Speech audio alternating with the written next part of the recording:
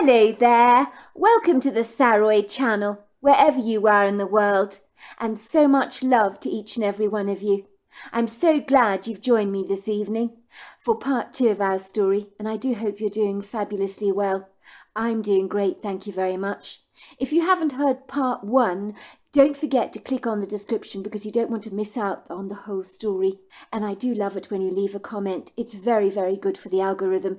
So let's continue with part 2 of our story. Hello, madam. I think it is a very nice surprise to see you this evening. But I suspect it's more of a surprise for you than it is for me, said Mr. Prt2 rather cheekily. You see, I got very good news for you. Very good news indeed. I have your grandson with me. Your daughter told me to drop him off to stay with you for a whole week, so you can be real grandparents to him. She said you would not mind. Sorry, what did you say? Asked Peggy Chester-Lewis. Say that again. I didn't quite hear you. My name is Mr. Prt2. I'm the taxi driver. I have been told by your daughter you would not mind me dropping off your grandson to stay with you for a week. Peggy almost lost her balance as she stood there staring at Mr. Prt2 with wide, bewildered, rather befuddled eyes. She had not heard from her daughter Clara for over 20 years. Her daughter had got heavily involved in drugs that had graduated from the soft stuff to heroin. Clara had bogged off into the sunset when she was only 23 years old, with her entire life ahead of her. In the beginning, Clara had been a devoted, fun-loving daughter, but the drugs had changed her exponentially into someone they barely recognized, with sunken, hollow cheeks, dark circles around the eyes, and a frail, emaciated body that looked as if it belonged to an 83-year-old woman. Peggy had been terrified to see her daughter's rapid decline, and had tried to place her in a rehabilitation facility, which worked for a while, as her daughter recovered from her setbacks and thoroughly regained her health, until finally she backslided again, returning to her drugs like a dog to its own vomit. Things took a turn for the worse when her daughter got embroiled with a young man who was a serious heroin junkie, and his negative influences over her life made her dwindling health deteriorate before their very eyes. She began to take on the unfortunate appearance of someone they barely recognized anymore. She was so stick-thin, it was unbelievable to think that she could actually walk on her peg-like legs. They had been unable to do a damn thing about their daughter's nose-diving health, and then one day she and her husband did not hear from Clara ever again. They had tried to find her by hiring a private investigator to hunt her down, but to no avail. The endeavour had been fruitless, leaving them with more questions than answers. The couple had resigned themselves very sadly to the fact that they'd never see their daughter Clara again, and the pain had hit Mrs. Chester-Lewis as hard as a brick across the face. She always told her friends in town that her daughter was living in London in England. It was easier that way, as it would explain why her daughter was no longer part of their lives, as she was living abroad, an ocean away, in another country, which of course was not true. It was embarrassing to admit that your rebellious daughter was a drug addict that hated her parents with a burning passion, and wanted nothing more to do with them at all, for they had refused at the time to financially support her drug habit. Clara had spoken to her once on the phone, expressing her hatred towards them, and saying she never wanted to see them again as long as she lived. At the time of that conversation, their daughter Clara had sounded as high as a kite, and both Peggy and her husband secretly suspected their daughter might have died of a heroin overdose on some obscure park bench somewhere. They'd seen how dreadful she had looked the last time they'd seen her, and doubted their daughter's frail body could cope with much more abuse, for the drugs had sucked her dry. They'd never know the answer to this question, because their daughter appeared to have vanished off the face of the earth. Even the private investigator, Mr. Niles Walensky, that they had hired was pretty certain their daughter was now very much deceased, for a woman fitting her description, who had long since been buried in a pauper's grave, provided by the state, had been found dead, having died of a heroin overdose in a seedy motel room, and an image of the deceased corpse, done by a police artist, made the couple very certain that the remains discovered did indeed belong to their long-lost daughter. But now it would seem a new hope was brewing on the horizon. Maybe their long-lost daughter was very much alive, and the police profile of the deceased had not been Clara after all. Peggy and her husband Hamish had huge holes in their hearts, like Swiss cheese, for they missed their daughter desperately, and now out of the blue her daughter had sent their grandson to stay with them for a week. This was the most wonderful thing that could have ever transpired for Peggy. For one, it meant Clara was very much alive, and against all the odds had miraculously gotten her life back on track. Even if she wanted nothing to do with Peggy and Hamish, she had sent her son, their beloved grandchild, to stay with them for a week. Peggy didn't even know that she had a grandson until now. Her heart just lifted as the heaviness inside her suddenly dissipated, like a hot air balloon in liftoff. And for the first time in a very long time, the dreadful dull throbbing ache inside her, that any long-suffering mother has had to endure over a long period of time, had become like a bright sunny smile for her. When you have hope of any kind just suddenly enter your life fortuitously, that hope brings so much relief, like a warm uplifting shower, or like a promising bright rainbow in the blue sky. Hope invites dreams to be explored, and the impossible to become possible, even when for so long your aspirations may seem as if they are beyond you. Peggy's eyes clouded over with tears that she tried self-consciously to fight back, as she studied in the soft light of the evening the figure of her grandson.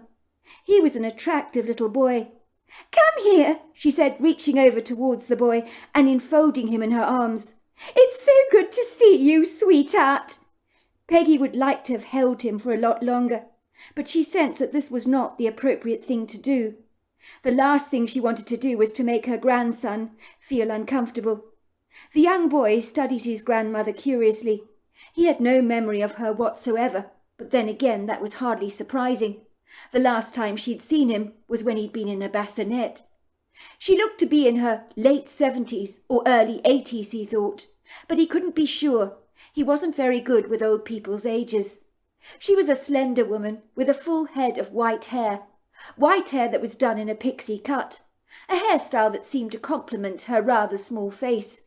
She had pale blue eyes and a peachy skin that was rather unlined for a woman of her age, which made her look quite glamorous, he thought. He suspected that when she was younger she'd been quite a handsome woman, but he was struck by the sobering fact that she bore no resemblance whatsoever to his mother. Mr. Prt2 cleared his throat. "Excuse me, madam," he said, handing the letter in his pocket over to Mrs. Chester Lewis. "This is for you. Your daughter told me to give it to you." Mrs. Chester Lewis took the envelope from Mr. Prt2. Her fingers trembled awkwardly. Her breathing seemed to have become quite fast. She read the note, and Mr. Prt2 noticed a smile developing on her face. She was thrilled. "So sorry, Mum and Dad, to do this to you, but I need you to look after little Jamie for a week. I thought it would be the perfect opportunity for you to get to know your grandchild better. It's been far too long." Her daughter had not bothered to sign the letter. Jamie's account. I will never forget that moment when Mr. Prt2 dropped me off at my grandparents' house. That taxi driver did not know where the hell he was going. He was hopelessly lost. His bravado did not fool me for a single second, but thankfully, on a lucky whim, he managed to find the correct farmhouse, even though he never found the sign for Whispering Winds. Well, so I thought at the time. I was glad to get out of that taxi. The strong stench of curry powder had burnt the back of my throat and had made my eyes weep. The whole drive it had been doing my head in. Mr. Prt2 informed my grandmother that he'd be picking me up in a week's time from their address. He handed her a letter that my mother had written, and my grandmother became very emotional over it. If I was not mistaken, I could swear her fingers were trembling violently when she read my mother's note, but I hasten to say it was a happy tremble, not the kind of tremble you see when someone has received very bad news. On the contrary, my grandmother seemed to be very excited. She seemed incredibly pleased to see me. I had no memory of my grandparents, of course. It was quite awkward seeing both of them for the very first time. It was kind of embarrassing for me, rocking up on their front doorstep unannounced, but they didn't appear to mind in the least. Indeed, they both stared at me with wide, animated eyes, as if I was an exotic species of animal from the zoo that they'd never ever seen before and couldn't believe was actually real. I guess I'd changed a lot since they last saw me. I look considerably different to the podgy baby lying in the bassinet, and adults are always surprised when you grow even a few inches, as if they can't possibly comprehend how you got any bigger. They do have a tendency to overreact about natural growth spurts in children, like my Aunt Jeanie, so I'm glad my grandmother didn't say, "My, haven't you grown since I last saw you?" That would have been a wee bit lame and a tad condescending. "This is such a wonderful surprise, Jamie. I'm so thrilled you've come," my grandmother had said, bringing me into the house with an arm around my back. She led me directly into the living room cum library, where a man was lying fast asleep on the couch, snoring with a half-open book on his lap. He was reading a Dick Francis. I know because my father regularly reads his work, and I recognised the book at once. Indeed, one corner of the living room was filled with leather-bound books, with gilded titles filling the space from floor to ceiling. New and old, faded and fresh they were. I found myself inhaling the scent of dry paper, wood and leather. It was a very pleasing scent indeed. And then on the furthest side of the room were 3 large windows that must have overlooked fabulous views. But all I could see was the dark night staring back at me, with a soft trajectory of moonlight that washed over the landscape, so that the dense silhouettes of the trees looked ambiguously vague, but their shadowy definitions were conspicuous enough for you to discern what the abstract shapes were. I wondered why my grandparents had not drawn the curtains. The room was beautiful, with vintage red walls and dark walnut floors, and the fabric on the upholstered furnishings were done in deep reds and golds, and there was an ornate chandelier dangling from the ceiling. On the coffee table was a pile of books, a large box of Cuban cigars, and an empty tumbler containing remnants of fine Scotch whisky. My grandmother poked the sleeping man in the leg, and both his eyes popped open. A pair of glasses were dangling off his nose. When he saw me, his eyes widened, as if he had no clue who on earth I was, until my grandmother told him that I was Jamie, their grandson. I could swear his mouth dropped open as wide as a Venus flytrap, and his eyes grew as wide as saucers. He straightened his glasses on his face and said, "Son, you come over here. Let's have a look at you." I walked over to him rather anxiously, and he put a hand on my face and stared at me. "You are just like your mother, the splitting image," he said. "That's funny," I said. "Everybody says I don't look like my mother at all, that I look like my daddy." "Do they really?" he said. I nodded. "I'm pleased to hear that," he said in a husky voice. "How wonderful! How frickin' wonderful!"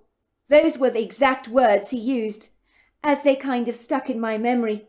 He jumped out of his chair, threw me into his arms, and gave me a big bear hug. That was so incredibly tight that for a moment I felt as if I couldn't breathe at all, because he'd squeezed the very breath out of me. I could see tears gathering in his bright brown eyes when he looked at me so tenderly, and he said to me, "It is wonderful to see you, Jamie. Really wonderful." "Isn't it?" said my grandmother.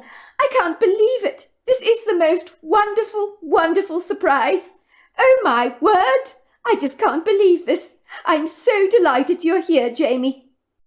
I noticed my grandfather, rather like my grandmother, was in relatively good nick for a man of his advancing age. My grandmother told me later this was because he worked hard on their vegetable beds and regularly rode his horse Pegasus around the countryside. I think when he was younger he may well have been a very good-looking man. He was over 6 foot tall, with a very straight posture, and his back was as straight as a pencil. He was long and lean, with a receding hairline that kind of suited his crinkled face. My grandmother's skin was flawless by contrast to my grandfather's, whose skin was crepey and lined. It looked like a leathery road map, and the weathered furrows under his eyes would squish up on his face whenever he smiled at you, so he looked like a wizened tortoise, which was rather endearing, I couldn't help but think. My grandparents had 3 American quarter horses, dozens of very active free-range chickens, a noisy rooster, and a very old dog called McCluster, who was 13 years old, but was very friendly to me when he met me, giving me the once-over with his discerning nose. My grandparents told me he was a mixed-breed dog, but he definitely had border collie in him somewhere, as his coat was black and white. My grandparents owned a cat as well. His name was Samson, although they sometimes called him Sammy for short. The cat loved to lie on top of the refrigerator, or hang out on the windowsill or porch. He was a tortoiseshell cat with bright yellow eyes, and was initially very wary of me, but my grandmother told me it was because he was not used to children. I remember he watched me for the first couple of nights over dinner in the kitchen from the safe perch on top of the refrigerator, and then he promptly decided he rather liked me.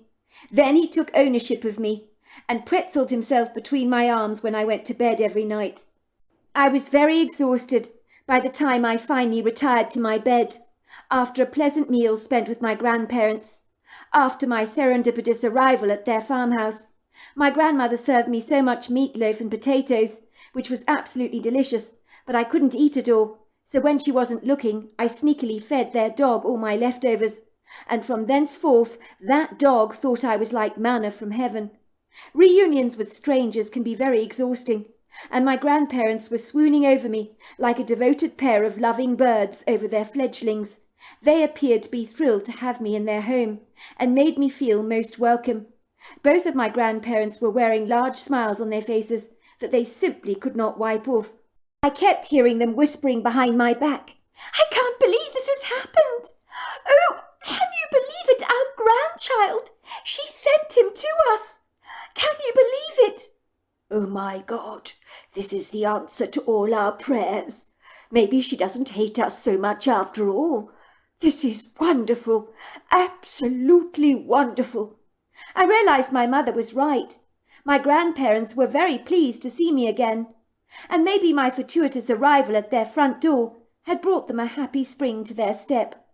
I must confess I was delighted when after dinner my grandmother prepared a bed for me in the upstairs bedroom, which she told me had beautiful views over the countryside.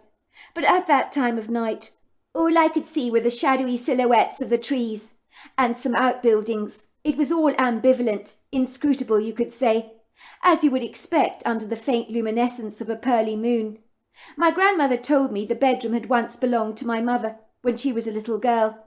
There was a bookshelf in the far corner full of children's books and a couple of antique teddy bears that would be collectible now, and could sell for a pretty penny, I suspect, given they were in pristine, almost perfect condition. There were the faint suggestions that the room had once belonged to a little girl at some point in time. But beyond that it was a very well-appointed guest room, with a couple of antique nightstands on either side of an ornately carved 18th century four-poster bed that was covered in very glamorous bed linen, with a bed cover in a peacock green colour that was very flamboyant. It was an attractive room, and my grandmother told me it had been decorated in my mother's absolute favourite colour. "Your mother always adored emerald green," she said. "It was her favourite colour in the entire world." This surprised me, because I thought purple was my mother's favourite colour, but I wisely said nothing. "So how's your mother doing these days?" she asked me. "She's doing well," I said. "So is my dad." My words seemed to make my grandmother's face light up like a Christmas tree. She seemed genuinely pleased to hear my mother was doing well. "Oh, I am so delighted to hear that, Jamie. You have no idea. Oh, I remember when she was very poorly. We were very concerned about her well-being. But I'm so delighted to hear she's so much better these days." Poorly, I thought. How strange. As far as I knew, my mother had never been sick a day in her life. But being a self-effacing child, I naturally did not engage in much dialogue with my grandparents about that, and I guess they realized I wasn't a very forthcoming child, due to my reticent nature, and they accepted that, and thankfully did not give me the 3rd degree, by asking me 1,001 questions about myself and about my mother. I hated it when adults did that. I woke up on the first morning in my grandparents' home on 2 separate occasions. The first one was very early in the morning, when the rooster made that cock-a-doodle sound, and the second time was when a wet nose and tongue were all over my face. I realized it was my grandparents' dog McCluster, giving me what my grandmother described as an affectionate morning kiss. It was a bit of a shock to wake up with his warm tongue washing over my face like a couple of windscreen wipers, but I didn't mind in the slightest. I sat up with a start, wondering where I was, and then I remembered. I was in my grandparents' house, of course. I felt very refreshed after an excellent night's sleep, and my grandmother's bed had been so comfortable. I curiously trotted over to the window of the bedroom, pulling back the long emerald green curtains, and a pleasing soft sunlight filtered into the room. I gasped in wondrous awe at the prepossessing views. The countryside was idyllic. The house was dipped in the middle of the valley, surrounded by undulating rolling hills, and the shapes of the mountains a faint whisper on the horizon. The yellow grass had become quite green, and there were fields ablaze with colourful wild flowers that were being earnestly attended to by industrious bees and butterflies. There was a scattering of dogwood trees bursting with blossom.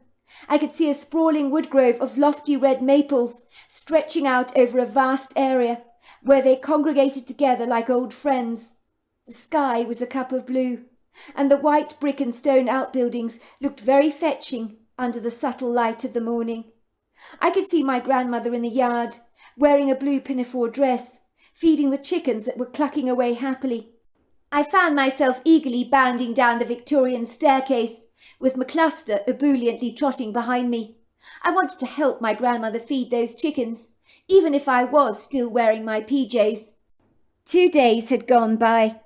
I settled into life at my grandparents' home, like a duck to water. My grandparents were amazing people, and I really warmed to them. I'd been fishing with my grandfather and successfully caught a very small catfish that was not exactly the most attractive-looking fish I'd ever seen, but I felt accomplished after I finally caught something. My grandfather, however, was a skilled fisherman, and the fish he caught was 5 times the size of mine, and much more easy on the eye. I think he called it a bass. My grandparents introduced me to some of the friendly locals in town, who seemed to think that I was from London in England, and could not comprehend why I had an American accent, which I thought was decidedly odd. But then I concluded that they may have confused me for my father, who has a Scottish accent and was born in Glasgow. My grandparents took me to their favourite diner on 3 separate occasions, where I thoroughly enjoyed the best hamburger I've ever tasted in my life, washed down with a thick, sickly sweet but delicious chocolate fudge milkshake. My mother would never ever have allowed me to knock back so much sugar, so I was making the most of my stay and being spoilt rotten by my grandparents. I had ridden one of their horses on the riding trail with my grandfather, an easy-going black and bay American quarter horse called Fletcher, who was so laid back and lackadaisical that you really had to give him a little kick on the side of his flank to get him to move. When you rode him, if he fancied a snack, he would stop for a little rest break and begin to chew all the grass, and it was quite hard to get him moving again. The horse appeared to always be very hungry, but my grandfather said he was just plain greedy. It was on a Wednesday afternoon that I decided to go exploring the woodgrove on my own, while my grandmother was baking some chocolate chip cookies for tea. She had gone out of a limb for me after I arrived serendipitously at their farmhouse, and had been eagerly spoiling me with all kinds of fabulous fare. She was an excellent cook, which really surprised me, as my mother told me growing up that her mother had been abysmal at cooking. She had made boiled eggs as hard as bullets, and meat so tough you could practically break your teeth on it. My mother must have had a poor memory, because in truth, my grandmother made my mother's cooking seem bland, very insipid and dull, but I would never tell her that, of course. "Go on, Jamie," my grandmother said teasingly. "Don't hang around with me in the kitchen like a prize lemon. I know you want to go out there exploring. You forget I was your age once as well, even though it was a very long time ago. Your grandfather's gone to town to meet up with an old friend of his for lunch. You go off, have a good time on your own. When you're hungry you can come back, and I'll give you something to eat." I didn't need much encouragement to go exploring, and for once it felt truly good to be on my own. I could taste spring in the air. The weather was pleasantly warm, but not too hot. I was wearing a long-sleeved sweater and a pair of khaki pants. The long yellow grass was showing signs of becoming significantly greener. It brushed abrasively against my ankles as I trudged past the stable block and a series of brick and stone outbuildings.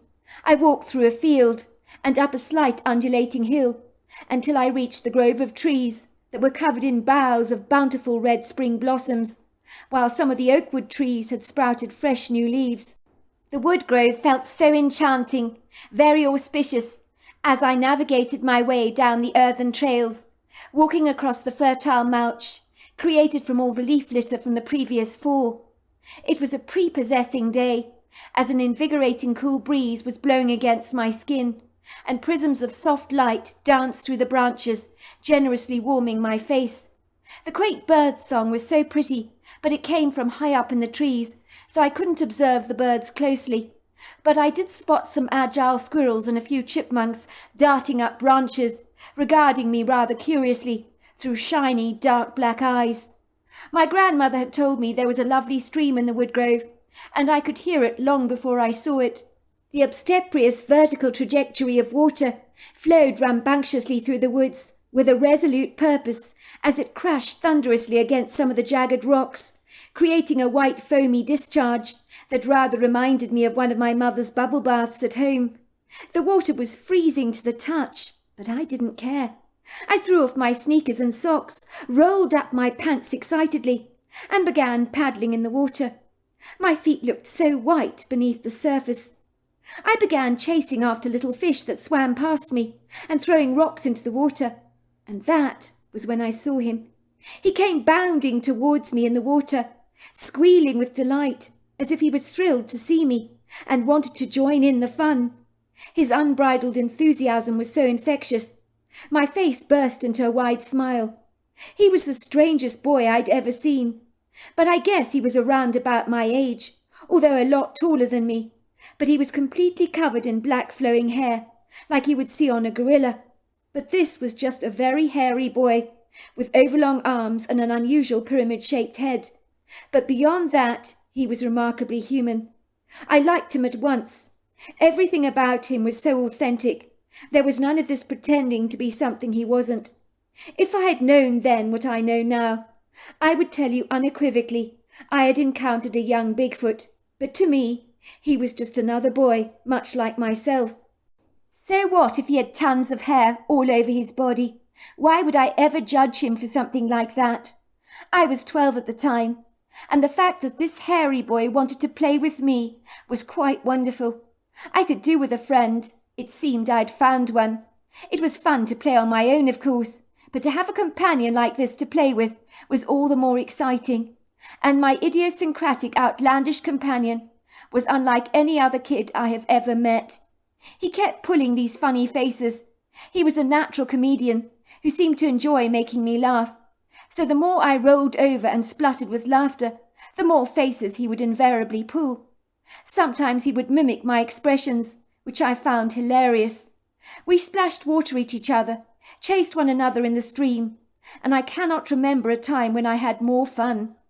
The hairy boy told me his name was Ilingi, which means spirited one, and believe me, Ilingi had plenty of spirit. He told me names were very important to his people, and the meanings of names significant. So when I told him I didn't know the meaning of my name, he was quite appalled by that. Even though he spoke to me in a strange language, I always comprehended what he was saying. There were no awkward communication barriers between us. A while into our play, I heard a shrill but tuneful whistling in the woods. Ilingi had a dark face, but I could swear he suddenly went pale and became quite flustered. He made me hide behind a couple of rocks with him.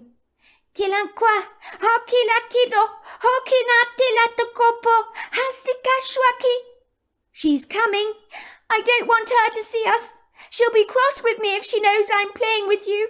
She doesn't like your kind to see us.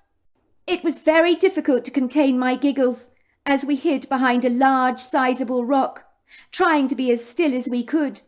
Ilingi kept tapping me, trying to shut me up, but I snorted inappropriately, unable to suppress my laughter. I'm not sure why I found hiding behind a rock so terribly funny, but something had got me tickled pink, and Ilingi was not pleased with me, as my ability to hide in plain sight left a lot to be desired. Then there she was, standing over us, like the leaning tower of Pisa, although there was nothing remotely crooked about her gait. On the contrary, she was athletically nimble. It was Ilingi's mother, and she looked far from amused with us. Her posture was angry, as if she was furious with her child for misbehaving. Ilingi's mother was so lofty, tall, powerful, majestic, imposing, and incredibly intimidating. I was gobsmacked by her size and girth. Her body was so powerfully strong, built like the trunk of a powerful redwood tree. For a moment she studied me through her dark eyes, and then she began talking to her son in earnest, in a surly tone of voice, that made me very aware that she was giving him a good telling off. But my friend gave as good as he got, and appeared to be arguing with her, as they pointed to me, and finally the mother's dark eyes appeared to soften. Mokolashi, hakila kwasa, holona pisa, okotolono, akila kwasi, ipali, ogolomaki, holono totlowa. Then she turned around to me and said, "My son likes you." And this time when she spoke to me, I understood the meaning of her words, that like her son's, seemed to magically be translated in my head, but at the same time it seemed so natural that I didn't even reflect over the bizarre interaction I was having with her. She continued, "Kila koso, hanakisakasha, ho balinata." He's very persuasive, my son. He insists he wants to play with you. How long are you here for?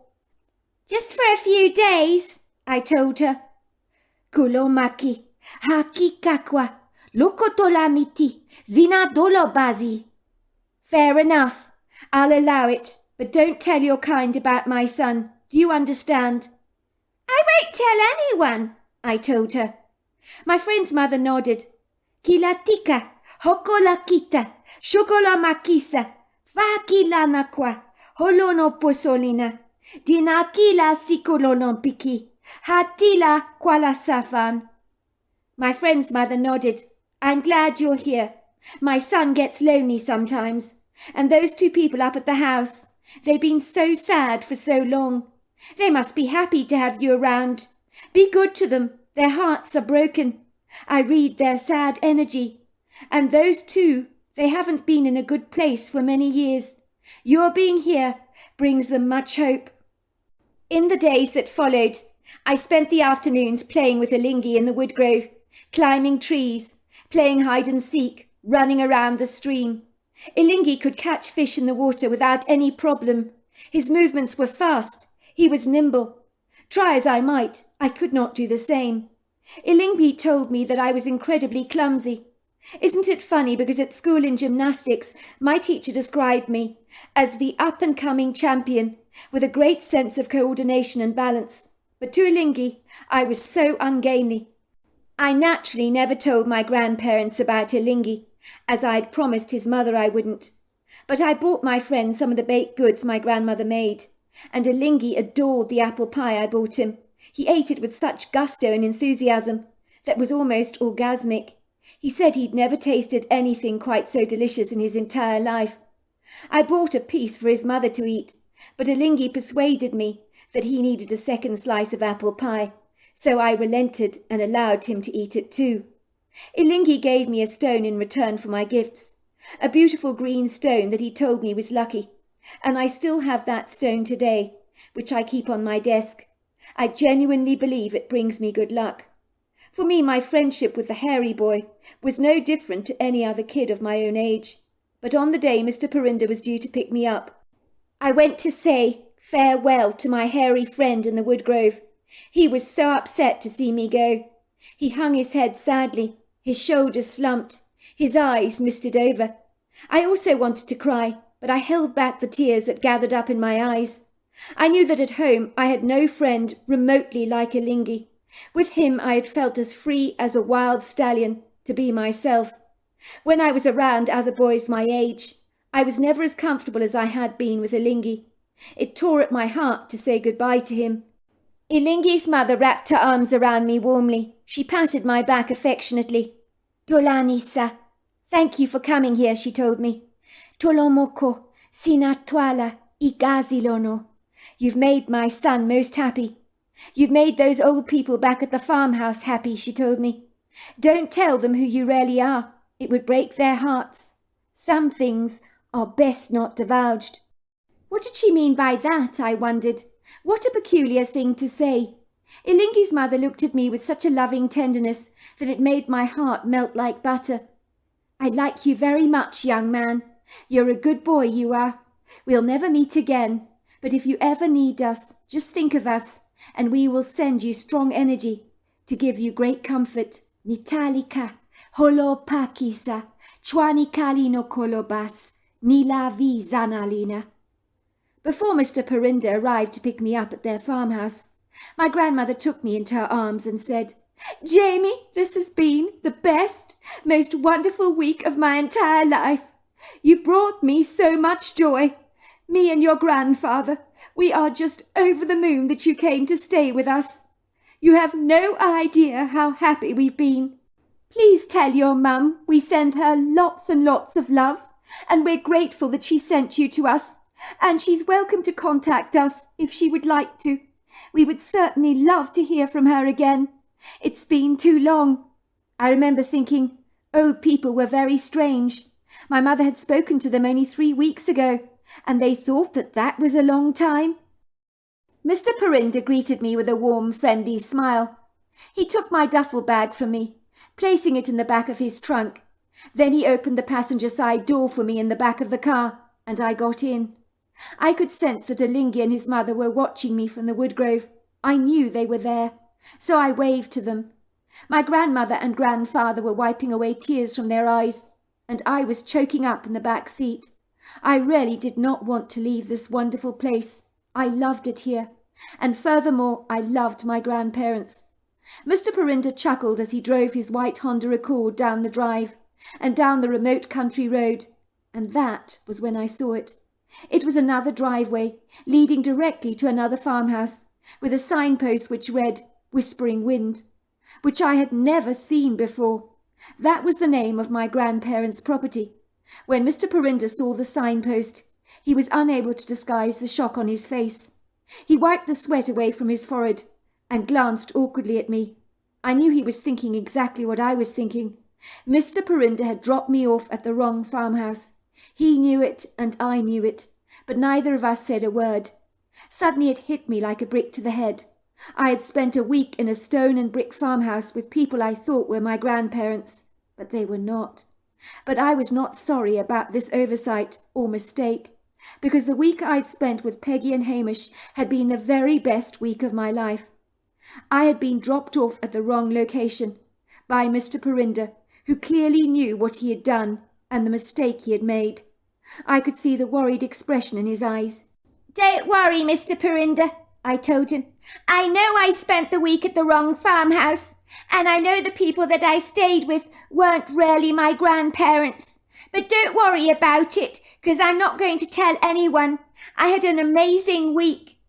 Mr. Prinda looked heartily relieved. Thank you, young man. I appreciate that. I don't know why I never saw that sign.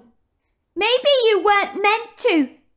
You made those old people very, very happy, said Mr. Prinda. I could see you made them so happy.